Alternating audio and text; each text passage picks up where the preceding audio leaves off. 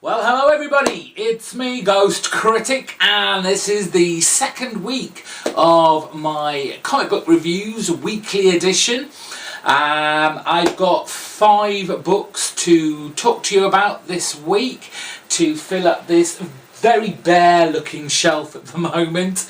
It seems to be that the start of this 2017 my pull lists have been very small, and it doesn't seem to have much look at changing, because I've looked at the my pull list for the next couple of weeks and they still seem to be very small. Either I'm being very careful about what books I'm picking up, or a lot of my books are on hiatus at the moment, and I'm thinking more the latter than the former, so this is going to bite me on the ass in the next few weeks, I'm sure.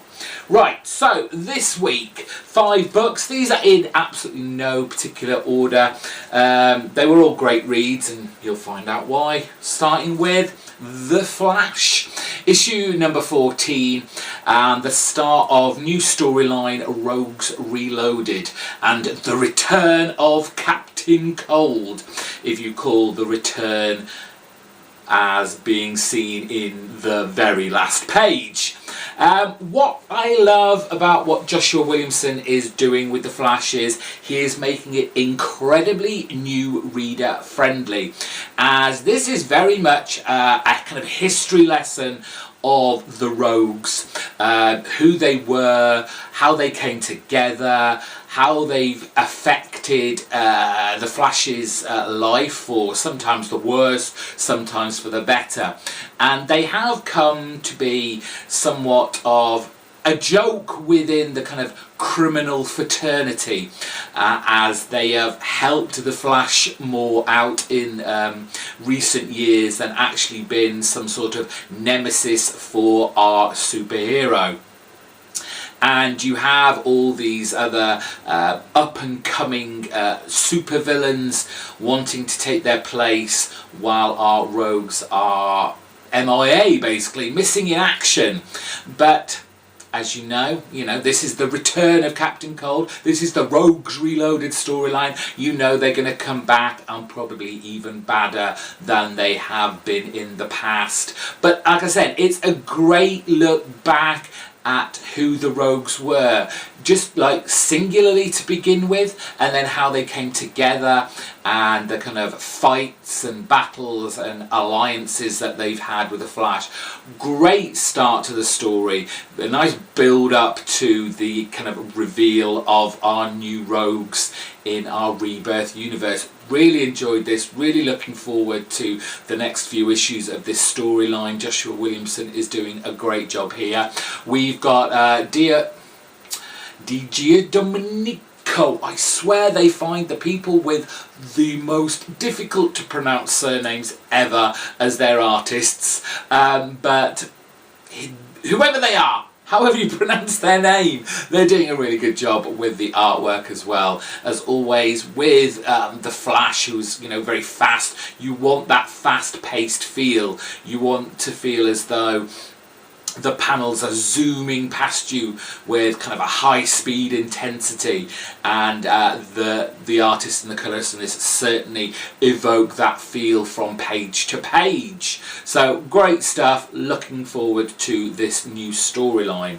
And as one storyline ends in one DC comic, another one ends. It's a Wonder Woman issue number 14, and it's the last part of the year 1 storyline from Greg Rucka. And if you saw my Wednesday video when I was talking about the pull list, I said that in the last issue we'd seen the appearance of Ares, the god of war, and it looked like we were going to have a big smackdown between Wonder Woman and Ares. And at the beginning of this, you do kind of get a fight scene. It's very kind of action-packed, but Wonder Woman, very cleverly, and obviously at the pen of Greg Rucka, they use her smarts, her brain rather than her fists, as she turns around to kind of supplicant herself to Aries, and basically wants to, you know, say, look, stop, we don't need to fight for this. She's becoming the saviour of sorts of Earth, and she's their protector, and will fight in any way she possibly can to save the humans around her. But Ares has a clause to her supplication, and that is he wants to know the location of Themyscira, her homeland. And this is where the kind of smarts come into it. You think, no, one, you can't do that, he's going to bring war to the island.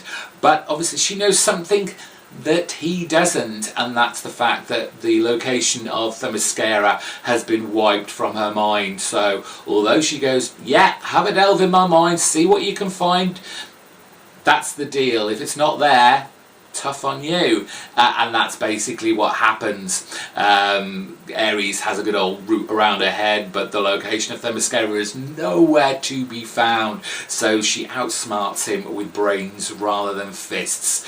A great end to this storyline, and really sets Wonder Woman up as a new superhero back whenever this was meant to have taken place.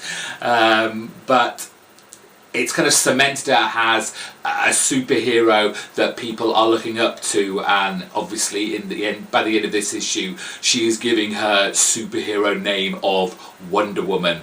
Great stuff. I'm interested now to know where the storyline, this kind of secondary storyline, is going to go now. Are we bringing this right up to date and kind of running alongside the other a storyline, I guess you'd say, or are we going to get past adventures of Wonder Woman to the point where we are now? So looking out for that. Really been enjoying Wonder Woman in her solo title. I'm glad I picked it up, ventured into kind of new avenues of my DC reading rather than focusing on just the obvious kind of back titles. But that's not to say the back titles are doing any worse or any better. I've not been reading them. That's up to the people who love and can't do without a back title to tell you all about. But great stuff. They were my two DC books for this week. I only had one from Marvel, and that was Daredevil. Daredevil, this was a strange issue. The storyline, I'm not quite sure what Daredevil Matt Murdock is actually doing in here, as we see him putting a bounty on his own head.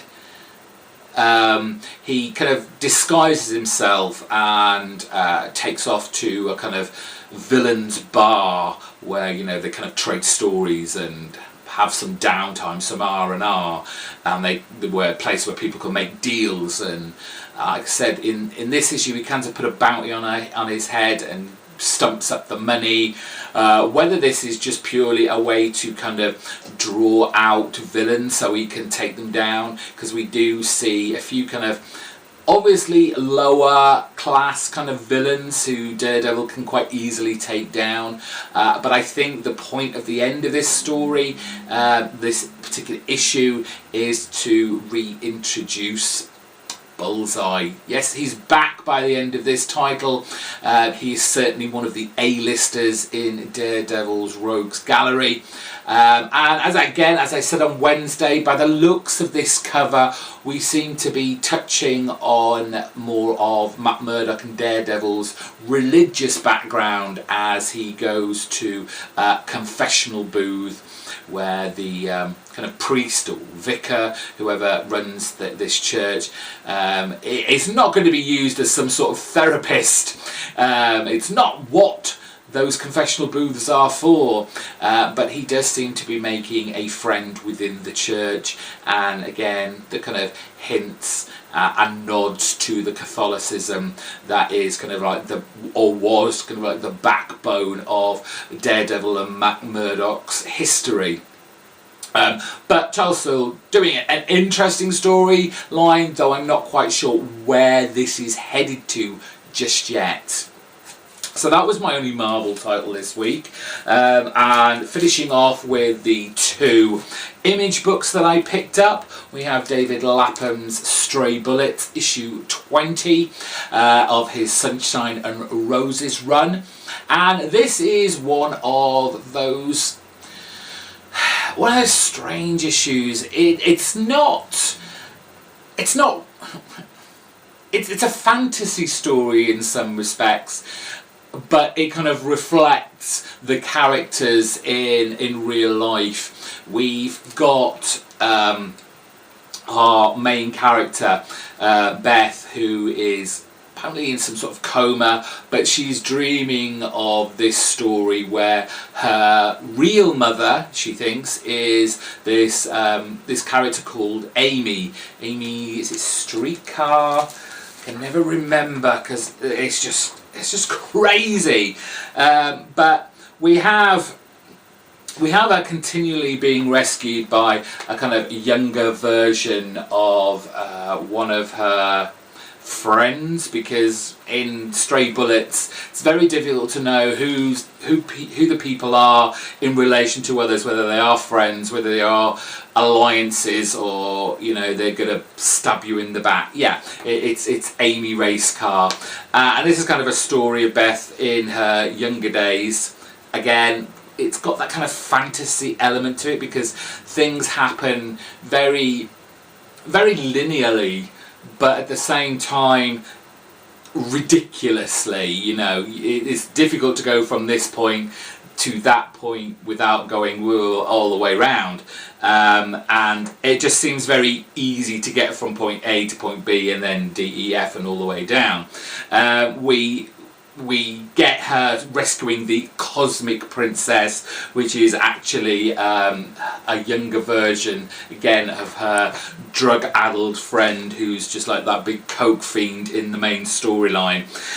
And it's just crazy madness, going from these kind of like Comic-Con type events where it's all about Amy Streetcar, because Beth doesn't seem to be able to understand that it's not a real person and this woman is actually her mother, to her kind of turning up, being abandoned by her supposedly real mother, but was actually her adopted mother, because we've already met her real mother in the main focus of the storyline that's been going on over the last 5 or 6 issues. It's just crazy, ridiculous nonsense, but it's fun. It's just a great read. He's kind of developed this storyline from all over the place. It's just so sporadic, but at the same time every single piece of the story, however digressive it feels, it always hooks up to the main storyline, and there is always a thread that will be picked up later on down the line, and you kind of got one of those comics that you have to remember what's gone before, but always a great read. If you're looking for something a little bit different, then Stray Bullets is certainly a book to pick up. I'm sure there are plenty of trades to pick up from that, but fun all the way, if with a tinge of dark humour. Finally, the new #1 from Donny Gates on Image, and it was God Country. Now, for those of you who not necessarily took my advice, but were naughty and did exactly what I did and looked at the last page before picking this book up. I wouldn't normally do this, and if I hadn't looked at the last page, I don't think I would have picked this up, because as gorgeous as kind of the artwork in this has been by the artist Jeff Shaw with colours by Jason Wordy, there just seemed to be a great deal of talking heads going on. And like I said in Wednesday's video, I had no idea what this book was about. I'd seen pictures of it online, but not really read that much into it. What we have is a struggling family who are dealing with an elderly parent with some sort of kind of, I suppose, a dissociative order, Alzheimer's, and quite an aggressive Alzheimer's syndrome at that. And it's breaking the family apart as the son wants to look after the father, but at the same time has to kind of share that time with his wife and child. And we have this huge storm on its way, and it's just kind of crescendos up to that final page where we seem to be dealing with kind of big mythical characters. If you've not looked at this book yet and you don't want to see the last page, then turn away. But we have this kind of mythical god character up in space. And it looks like he wants this kind of huge big sword that we've seen there on the cover, on the back as well. My kind of only issue with this title is that I don't know why, but the storyline seems familiar. Like I've read something that's not unlike this in the past, which kind of tends me to think I might be picking this up just off the shelf if it's there, rather than what I'm normally like, as in I kind of like just put it straight on my pull list. So hopefully issue 2, 3 I'll find on the shelves, pick them up that month, and there will be something new and different that I wasn't expecting, because right now there's something that feels too familiar. The story is good, the artwork is really interesting, the colours added on top of that made the kind of like the pages come alive, but at the end of the day the story might be just too familiar to something I've read before. If you felt the same way and you know what storylines from and maybe another comic this could be, then please let me know in the comments section down below. I'd be interested to know, because I've been racking my brains since Wednesday after reading this what this reminds me of. But if you want to try out a new number 1, then I would recommend you look at it, give it a read, buy it. You know, it's worth it just for the first issue. It might have you hooked, something that you haven't read before. But you know, me being an elderly mid-40s guy, he's read a lot of comics, so it's not often you find something absolutely original and something always reminds you of something else. And that is all the comics that I had to read this week. Another short week, and I think I have, like I said, another short week of books coming up too. So, thank you all for watching till now. Let me know in the comments section down below what books you've been enjoying of late. If you've been reading any of mine, are you enjoying them just as much as I am? Until next week, when I'll be reviewing another stack of books. If you're new to my channel, hit the subscribe button. Let me know that you enjoyed this video by giving a big thumbs up. And yes, comment down there and I'll reply to as many of you as I possibly can as the week progresses. Until next time, thanks for watching. Bye bye.